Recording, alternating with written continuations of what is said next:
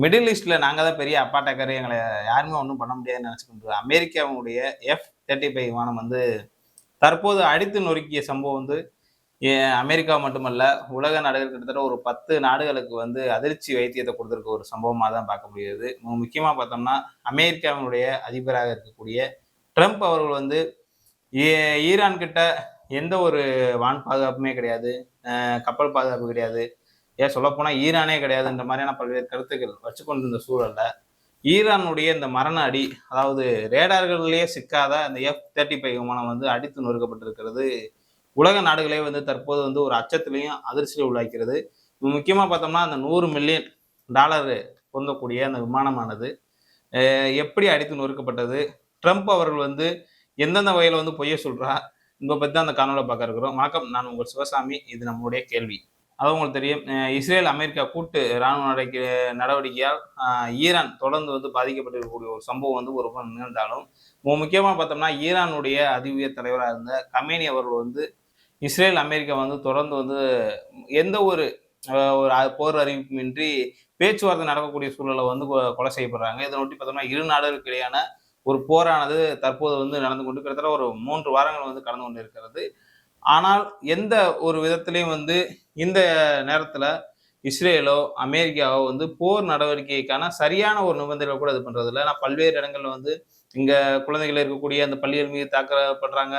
பொதுமக்கள் வாழக்கூடிய இடங்கள்ல தாக்குதல் பண்றாங்க. பதிலுக்கு வந்து ஈரான் ஒண்ணு வந்து கிட்டத்தட்ட ஒரு 8 நாடுகள் வந்து தொடர்ந்து வந்து சண்டையிடுகிறது. இதற்கு மத்தியில பார்த்தோம்னா, இந்தியா முழுக்க ஈரானுக்கு ஒரு புறம் ஆதரவு, இன்னொரு புறம் வந்து இஸ்ரேல், அமெரிக்காவுக்கு ஆதரவு. அதாவது ஈரான் செய்வது தான் சரின்ற மாதிரியான பல்வேறு கருத்துக்கள பல நபர்கள் வந்து சொல்லிக்கிட்டு இருக்காங்க. இன்னொரு புறம் அமெரிக்காவினுடைய வல்லாதிக்கம் தான் இந்த இடத்துல வந்து தொடர்ந்து வந்து இருக்கிறது. ஏன்னா, உலக ரவுடியாக ட்ரம்ப் வந்து தன்னை காட்ட நினைக்கிறான்ற மாதிரிலாம் பல்வேறு கருத்துக்கள் வைக்கிறாங்க. உங்களுக்கு தெரியும் அண்மையில வந்து பகல்காம் அந்த தாக்குதல் நடந்தபோது கூட இந்த போர் வந்து இந்தியாவுக்கும் பாகிஸ்தான் நடந்துச்சு. இதனை ஒட்டி பார்த்தோம்னா, ட்ரம்ப் வந்து தொடர்ந்து கிட்டத்தட்ட ஒரு 100க்கும் மேற்பட்ட முறையில வந்து இந்தியா, பாகிஸ்தான் போரையே வந்து நான் தான் நிறுத்தினேன். நான் தான் எல்லாமே பண்ணி முடிச்சேன்ற மாதிரியான ஒரு கருத்தை வச்சுக்கிட்டு இருந்தாரு.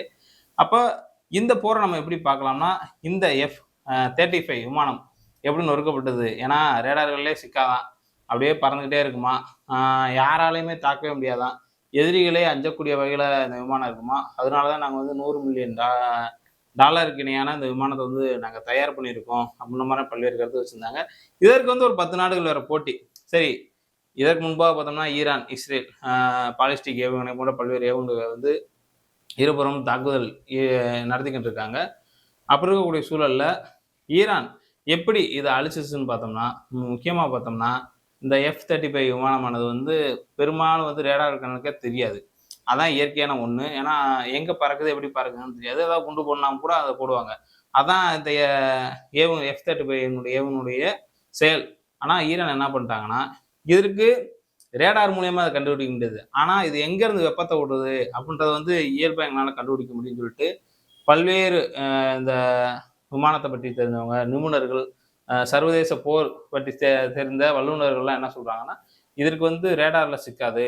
ஆனா, இதனுடைய இந்த இன்ஜின் ஹீட் இருக்குல்ல, ஒரு இன்ஜின் தான் இருக்கும் போல. அந்த இன்ஜின் ஹீட்ட வச்சு நம்ம இந்த விமானம் எங்க இருக்கு அப்படின்றத கண்டுபிடிக்கலாம் அப்படின்னு சொல்றாங்க. இதற்கு முன்பா பார்த்தோம்னா, பல நாடுகளோட வந்து அமெரிக்கா வந்து போரின் போது இந்த விமானத்த வந்து இயக்கி இருந்தாலும், இஸ்ரேலுக்கு வந்து வான் பாதுகாப்பே இல்ல. இஸ்ரேல்ன்ற ஒரு நாடே இல்லைன்ற சூழல்ல, நாங்க பாருங்க அவங்கள வந்து அடித்து காமிக்கிற மாதிரியான ஒரு உலகத்துக்கு ஒரு எச்சரிக்கக்கூடிய வகையில அமெரிக்காவுடைய ட்ரம்ப், நீங்க எந்த விமானத்த வேணா கொண்டு வாங்க. எங்களுடைய ஏவுகணைகள் உங்கள சும்மாவே விடாதுன்ற மாதிரியான ஒரு சம்பவத்த செஞ்சிருக்காங்க. அது வந்து தற்போது வந்து அமெரிக்காவுக்கு வந்து ஒரு $100 மில்லியன் இழக்கக்கூடிய ஒரு சூழல் இருக்கிறது. இதற்கு என்ன சொல்றாங்கன்னா, ட்ரம்ப் வந்து அப்படிலாம் கிடையாது. நாங்க தரையிறக்கிட்டோம் அப்படின்னு சொல்றாங்க. ஆனா, அந்த கருத்து பேசப்பட்டிருக்கக்கூடிய அதே சூழல்லயே வரும்னா, இங்கிட்டு இன்னொரு விமானம் கூட தாக்கப்பட்டிருக்கிறது. அதுவும் பேசுபொருளாகல. ஏன்னா, சர்வதேச அளவில் உள்ள ஊடகங்கள் அனைத்துமே ட்ரம்ப்புக்கு கட்டுப்பட்டு இருக்கிறாங்க. அதனால ஈரானுக்கு ஆதரவாக பல்வேறு ஊடகங்கள் கூட நடக்கல. ஏன்னா, தற்போது வரை சில வீடியோக்கள் தான் நமக்கு வெளிய வருதுன்னு வைங்களேன். கிட்டத்தட்ட ஈரான் தரப்புல வந்து ஒரு 1300 பேர் இறந்திருக்காங்க.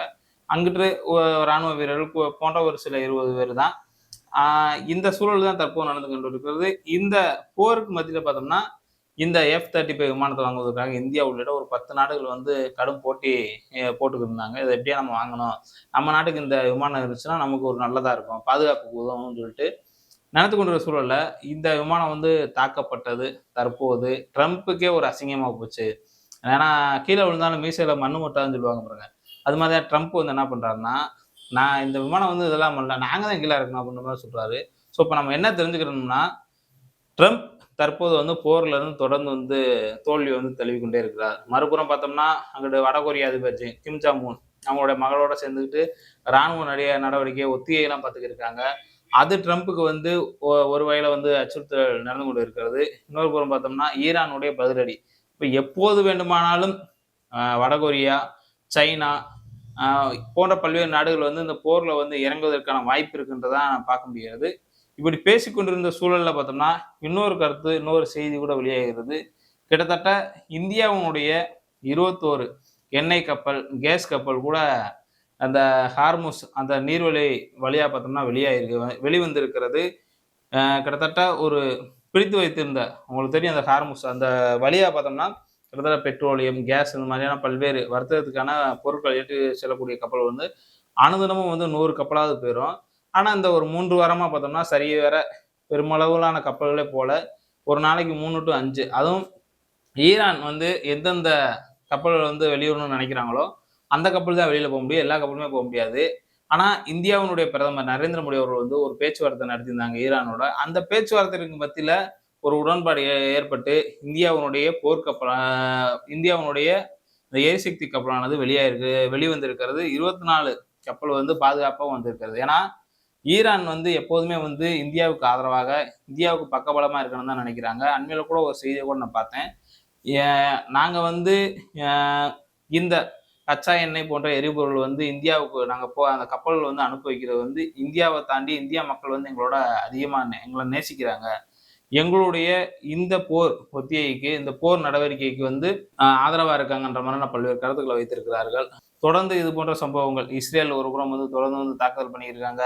அந்த நாட்டினுடைய அ இஸ்லாமிய புரட்சிகர காவல் படையினுடைய தளபதியா இருந்தவர் வந்து முகமது அவர்கள் கூட கொலை செய்யப்பட்டிருக்காங்க.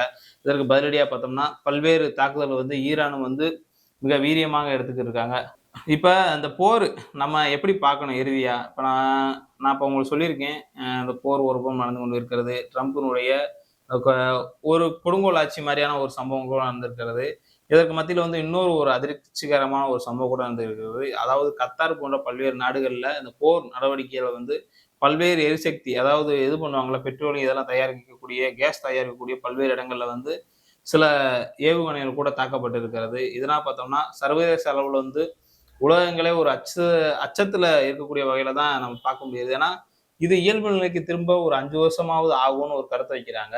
ஏன்னா, வளைகுடா நாடுகள் அதாவது இங்க இருக்க Dubai, Qatar, Oman, a a is Israel, Iran, Saudi Arabia போன்ற பல்வேறு பக்ரைன் போன்ற பல்வேறு நாடுகள் வந்து பார்த்தோம்னா, இந்த பெட்ரோலியம் போன்ற முக்கியமான துறைகள் மூலமா தான் அவங்களுடைய நாடோட வளர்ச்சியா இருக்கிறது. ஆனா, அமெரிக்காவினுடைய இந்த ஏகாதிபத்தியத்திற்கு அடிபணிந்து இஸ்ரேலினுடைய தொடர் தாக்குதல் வந்து அ உலக அளவில பல்வேறு மக்களுக்கு வந்து ஒரு தீமை ஏற்படுத்தக்கூடிய வகையில தான் இருக்கிறது. முக்கியமா பார்த்தோம்னா, இந்தியாவுக்கு இது ஒரு பெரும் ஒரு ஆபத்தான ஒரு சூழலா தான் பார்க்க முடியுது. ஏன்னா, அண்மையிலேயே உங்களுக்கு தெரியும் இன்றைய தினம் பார்த்தோம்னா, பெட்ரோலியோட பிரீமியம் விலை ரூ. 2 கூடியிருக்கிறது. இன்னும் என்னென்ன விலை கூட போகுதுன்னு தெரியல. நேற்றெல்லாம் ஒரு கடைக்கு போய் சாப்பிட போறேன். வழக்கமா வந்து சாப்பிடுறதுக்கு இட்லி வந்து ரூ. 7 ரூ. 8 சொல்லக்கூடிய இடங்கள்ல ரூ. 10 ரூ. 12 ரூ. 15 வரைக்கும் போய்க்கிட்டு இருக்குது. வடை அதே மாதிரி தான் கூடிக்கிட்டு இருக்கு. சிக்கன் ரேட்லாம் பார்த்தோம்னா ரூ. 30 விக்கப்பட்ட அந்த 65 அது கூட உச்சத்துக்கு இருக்கு. இது வந்து நான் பார்த்த வரைக்கும். இது நான் வந்து அன்றாடம் சாப்பிடுறதுலேருந்து நம்ம தெரிஞ்சுக்கிட்டது. இன்னும் என்னென்ன விலை உயர்ந்திருக்கோ இதெல்லாம் வந்து இன்னும் பொறுத்திருந்து தான் பார்க்கணும். ஏன்னா இந்திய மக்கள் நாம் எப்பயுமே வந்து ஒரு அணிசேரா நாட்டினுடைய ஒரு நாடா தான் இந்தியா இருக்கிறது.